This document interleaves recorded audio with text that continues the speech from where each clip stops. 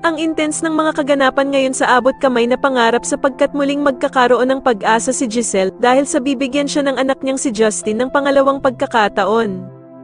Dito nga ay tuluyan nang lalambot ang puso ni Justin dahil na din sa mga sinabi sa kanya ni Annalyn tungkol sa ina niyang si Giselle. Samantala matapos nga ang ginawang pangbabastos ni Justin sa ina niyang si Giselle sa harap mismo ni Annalyn ay hindi na nga ito makakapagpigil na sundan si Justin sa labas.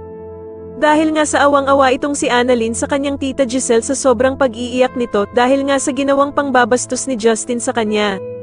Ikakagulat naman ni Justin ang pagsunod sa kanya ni Annalyn at dito nga ay ipapaliwanag sa kanya ni Annalyn kung gaanong pinagsisisihan ni Giselle ang nagawa nito sa kanya.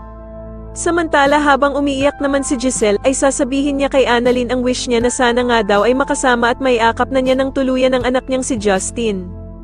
At dito nga ay mukhang tinabla na si Justin sa mga sinabi sa kanya ni Annalyn tungkol sa ina nitong si Giselle dahil sa mukhang nakukonsensya na ito sa mga sinabi niya. Kaya naman ay tatanungin siya ng ama niyang si Eric kung bakit ito umiiyak at kung lumalambot na daw ba ang puso nito sa ina niyang si Giselle. At dito nga ay mapapatungo na lamang si Justin dahil sa talaga namang mahal pa niya ang ina niyang si Giselle. Sa kabilang banda naman dahil nga sa pagkahuli ni Lynette sa pagtawag ni Zoe kay Doc Carlos ay ikwakwento niya ito kila Diyosa at Aling Susan. Kaya naman ay agad na pagsasabihan ni Aling Susan si Lynette na bakit daw tatawag si Zoe sa asawa niyang si Doc Carlos samantalang hindi naman nga daw sila magkaano-ano.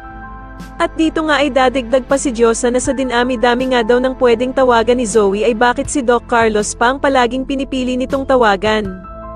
Kaya naman ay lalong tataas ang pagdududa ni Lynette sa kanyang asawang si Doc Carlos na meron daw talagang nililihim sila Zoe at Doc Carlos sa kanya. Sa tingin niyo tuluyan na nga kayang lumambat ang puso ni Justin at mapatawad na niya ang ina niyang si Giselle, mas lalo na nga talagang nagiging exciting ang mga susunod na kaganapan kaya naman ay mas lalo pa nating abangan ang mas lalong gumigandang abot kamay na pangarap. Maraming salamat po sa inyong panonood at sana po ay masubscribe niyo ako. Maraming salamat po.